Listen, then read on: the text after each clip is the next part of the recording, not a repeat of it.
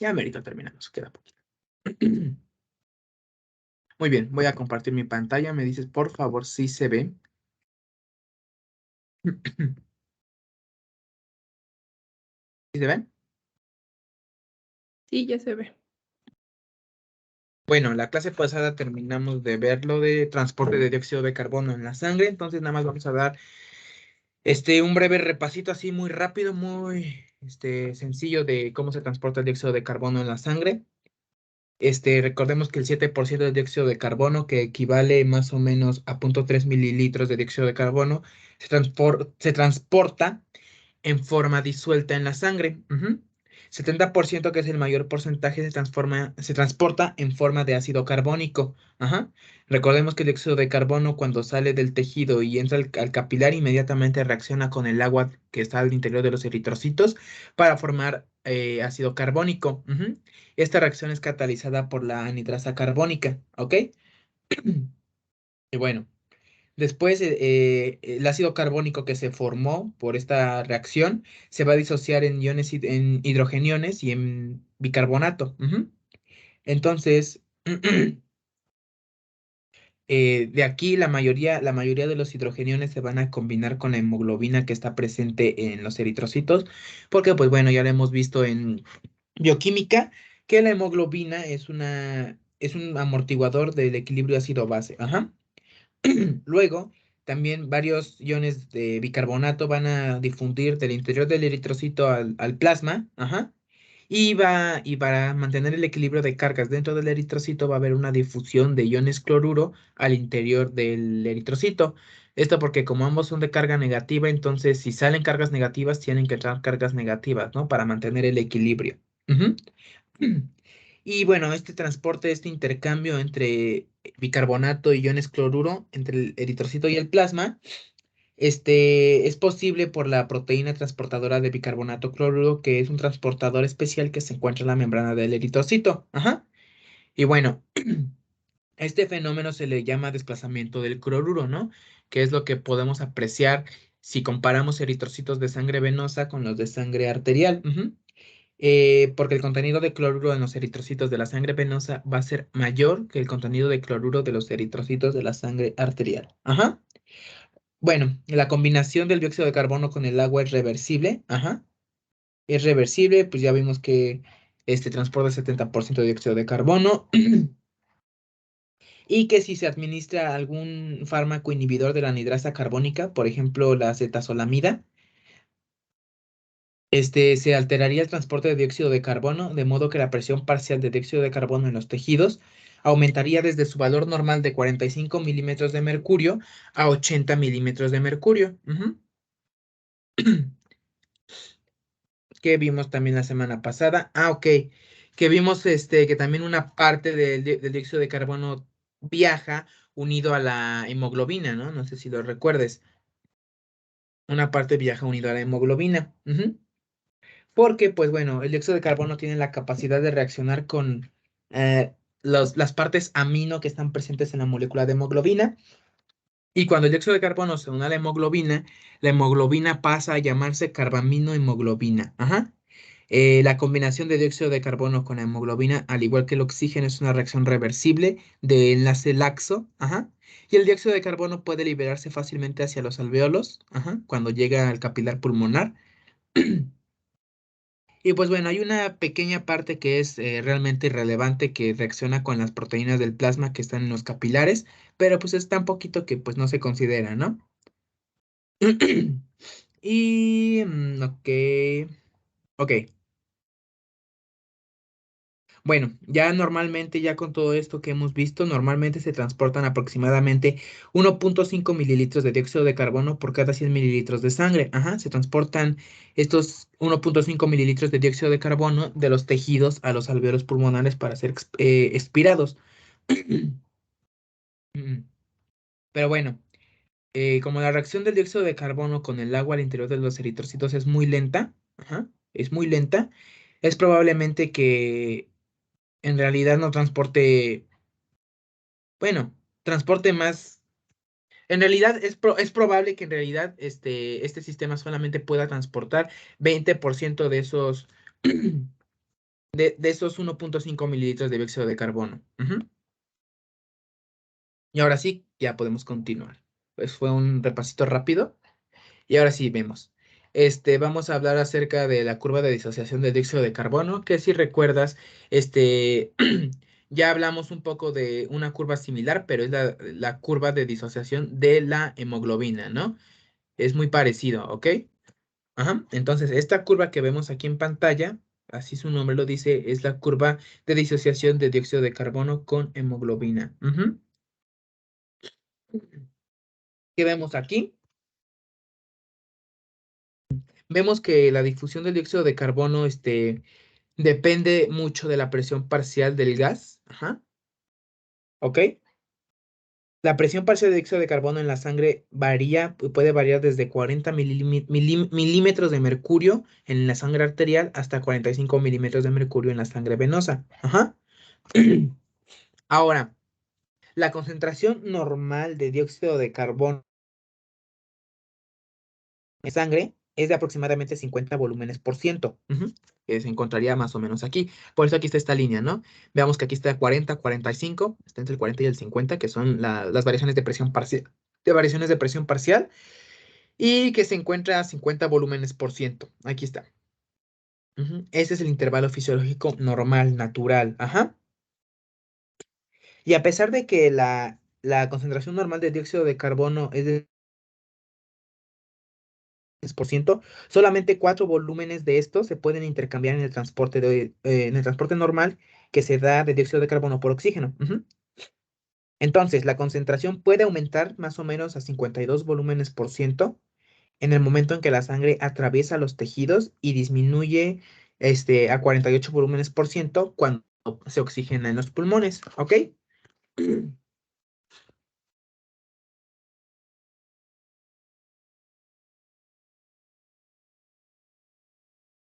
Ok. Ok. Bueno, continuamos. ¿Recuerdas el efecto, cómo se le llama? El efecto Bohr, que lo mencionamos la semana pasada.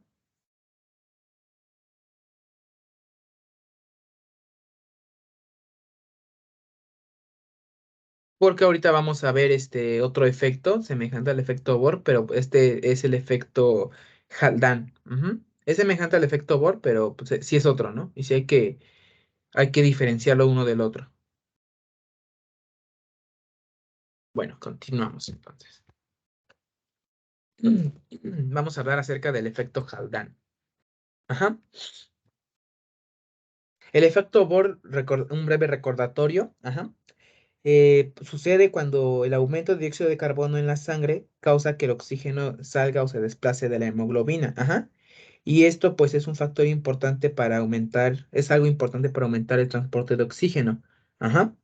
Ahora, hay un efecto contrario, que es el efecto Haldane. Si el efecto Bohr en el efecto Bohr, el aumento de dióxido de carbono hace que se desplace el oxígeno de la hemoglobina, en el efecto Haldane va a ser al revés. Ajá. Aquí la unión del oxígeno de la hemoglobina va a desplazar al dióxido de carbono desde la sangre. Ajá. Es el efecto Haldane. Pero el efecto Haldane tiene otra diferencia con el efecto Bohr. Es más importante para facilitar el transporte de dióxido de carbono a comparación del efecto Bohr que favorece el transporte de oxígeno. ¿A qué se debe el efecto Bohr? Digo, el efecto Haldane. El efecto Haldane se debe a que la combinación del oxígeno con la hemoglobina causa que la hemoglobina se haga un ácido más fuerte, o sea, que disminuya su pH. Ajá. Entonces, de esta manera se va a desplazar dióxido de carbono desde la sangre y en dirección a los alvéolos. ¿Por qué mecanismos? ¿Mediante qué mecanismos? Primer mecanismo, la hemoglobina, como es más ácida, va a tener menor tendencia a combinarse con dióxido de carbono, de modo que pues no se va a poder formar tampoco la carbaminohemoglobina y va a desplazar de la sangre una cantidad enorme de dióxido de carbono que se encuentra presente en forma de carbamino. Ujú. Luego, en segundo lugar, o el segundo mecanismo, lo que sucede es que la mayor acidez de la hemoglobina, la disminución de su pH, causa que se libere un exceso de hidrogeniones a la sangre. Entonces, los hidrogeniones se van a unir a los iones bicarbonato y va a formar ácido carbónico. el cual después se va a disociar en agua y en dióxido de carbono. Y pues el dióxido de carbono finalmente se va a liberar desde la sangre a los alvéolos y se expira. Ujú. Eso es el efecto Haldane, a grandes rasgos. Ujú. En la gráfica podemos apreciar de manera cuantitativa el efecto o la importancia del efecto Haldane y es la influencia que tiene en el transporte de dióxido de carbono, considerando de los tejidos a los pulmones. Ujú. Bueno, cuando la presión parcial de oxígeno es de aproximadamente, ¿dónde está la presión parcial de oxígeno? Aquí está, mira. Cuando la presión parcial de oxígeno es de 100 milímetros de mercurio, ujú, esa es la primera situación que vamos a ver. Y la segunda situación, cuando la presión parcial es de 40 milímetros de mercurio. Ajá. La presión parcial de 100 milímetros de mercurio es cuando se observa en los capilares que están cerca de los pulmones, ¿no? O los capilares pulmonares. Y la presión parcial de 40 milímetros de mercurio, vamos a ver esa presión cuando la sangre va en los capilares de los tejidos. Ujú. Este punto, el punto A, que está aquí sobre la línea punteada, señalado por esta flecha negra, nos va a demostrar que la presión parcial de dióxido de carbono normal, de 45 milímetros de mercurio, aquí está, mira, 45 volúmenes de mercurio. Ajá. Entonces, esto va a causar que 52 volúmenes por ciento de dióxido de carbono se combinen con la sangre. Mira, pues están entre el 52 y el 55, pongámosle que es el 52, ¿no? Supongamos que ahí está el 52. Ujú. Ahora, cuando la sangre entra en los pulmones, esta presión parcial de dióxido de carbono va a disminuir de 45 a 40 milímetros de mercurio y la presión parcial de oxígeno va a aumentar a 100 milímetros de mercurio. Ujú.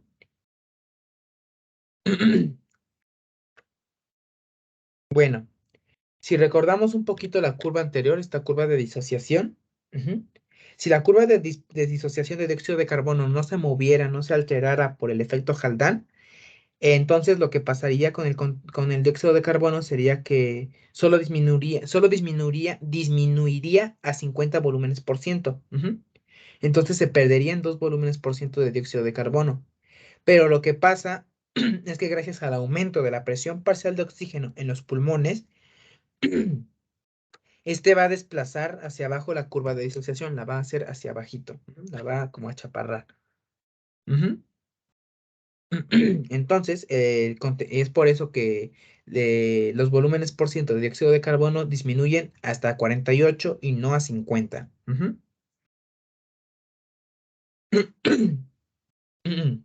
De modo que, pues a grandes rasgos y a resumidas cuentas, el efecto Haldane tiene la capacidad de aumentar más o menos al doble la cantidad de dióxido de carbono que puede liberarse desde la sangre a los pulmones y también aumenta al doble la captación de dióxido de carbono que se da en los tejidos. ¿Ok? Ya merito terminamos este tema. Ya nos falta poco, ya nos falta poco. Vamos a hablar sobre variaciones del pH de la sangre durante el transporte de dióxido de carbono. Ujú.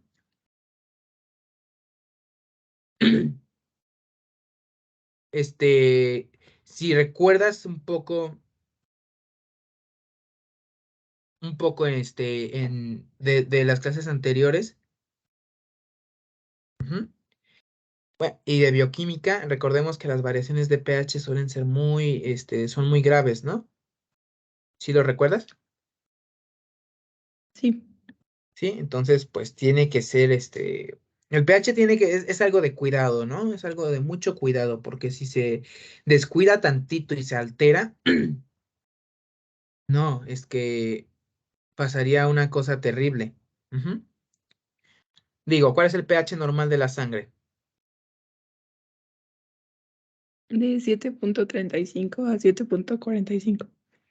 Ok, ese es el pH normal de un paciente sano. Ajá. ¿Qué pasaría si el pH de la sangre se altera?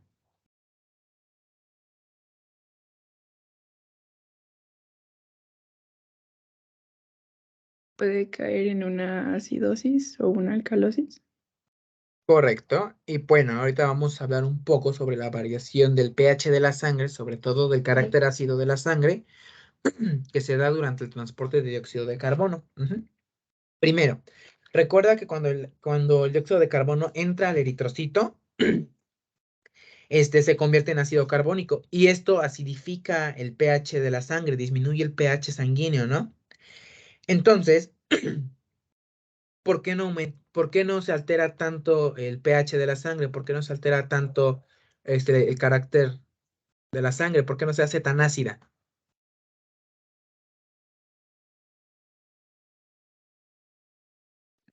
Por los amortiguadores que existen, como el bicarbonato y la hemoglobina.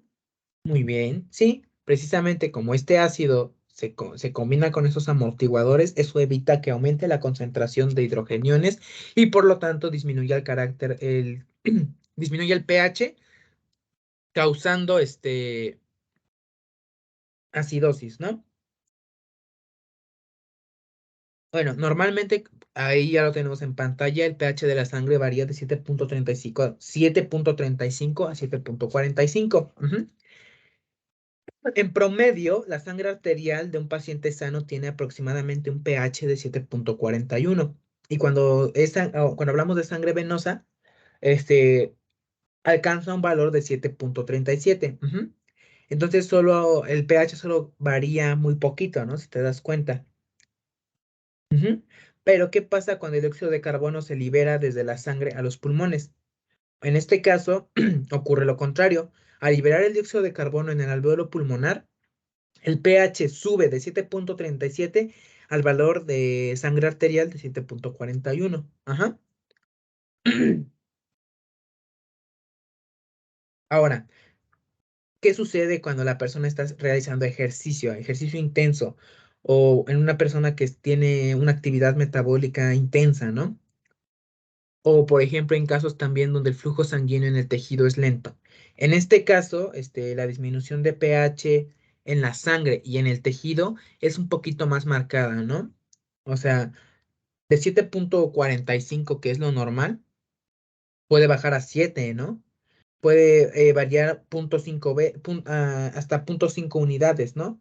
Que si lo comparamos con el valor normal, sí es bastante, ¿no? Y puede causar una acidosis en los tejidos hasta cierto grado significativa, ¿no? ¿Ok? Ok, Muy bien.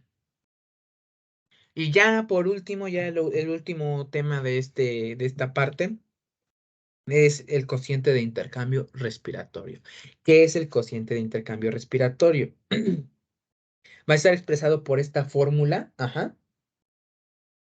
Entonces, te habrás dado cuenta en los temas que hemos revisado con anterioridad que el transporte promedio de oxígeno desde el pulmón al tejido es de aproximadamente 5 mililitros de oxígeno por cada 100 mililitros de sangre.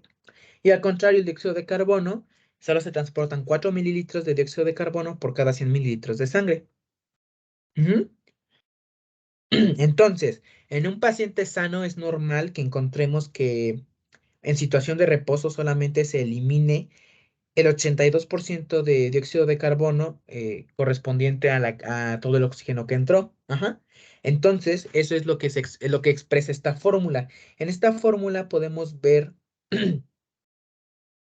el cociente o la relación que tiene la tasa de producción de dióxido de carbono, la cantidad de dióxido de carbono que se produjo y cómo se relaciona con la cantidad de oxígeno que entró al cuerpo, ¿no?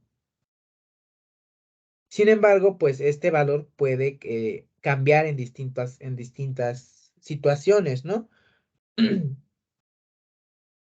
Por ejemplo, cuando una persona se utiliza nada más azúcar, hidratos de carbono, carbohidratos para alimentarse, el valor de este cociente de intercambio respiratorio puede aumentar hasta 1. Ujú. En el caso de un paciente que solamente consume grasas, ¿no? El valor puede disminuir a 0.7. Ujú. ¿Por qué? Porque cuando el oxígeno entra a la célula para las reacciones metabólicas pertinentes, el oxígeno se metaboliza con hidratos de carbono. Ujú. Y cuando se metaboliza con los hidratos de carbono, estos forman una molécula de dióxido de carbono por cada molécula de oxígeno que consumen. Ujú. Suponiendo que tengamos ahí 3 moléculas de glucosa, entonces van a reaccionar con su respectiva molécula de oxígeno y de esas 3 moléculas de glucosa, como reaccionaron con su molécula respectiva de oxígeno, ¿Qué va a pasar? Pues se van a producir 3 moléculas de dióxido de carbono. Ujú. ¿Ok? Ahora, ¿qué pasa cuando el oxígeno reacciona o es usado para el metabolismo de grasas? En este caso, gran parte de las moléculas de oxígeno tienden a combinarse, a unirse, con los átomos de carbono, ujú, con el átomo de hidrógeno que está presente en la grasa. Ajá. Y de esta manera, en vez de formar dióxido de carbono, van a formar agua. Ajá. Entonces, es por esta razón que en el cociente respiratorio, en el caso de las grasas, ajá, baja a 0,7 en vez de ser de 1. Ujú. Ahora, en un paciente sano, una persona sana que consume, que tiene una buena dieta relativamente, con una buena cantidad de carbohidratos, grasas, proteínas, se considera que el valor normal o el valor promedio de y cociente de intercambio respiratorio es de 0,0820, digo, 0,825, el valor normal, ¿ok? Cuando la persona está bien alimentada.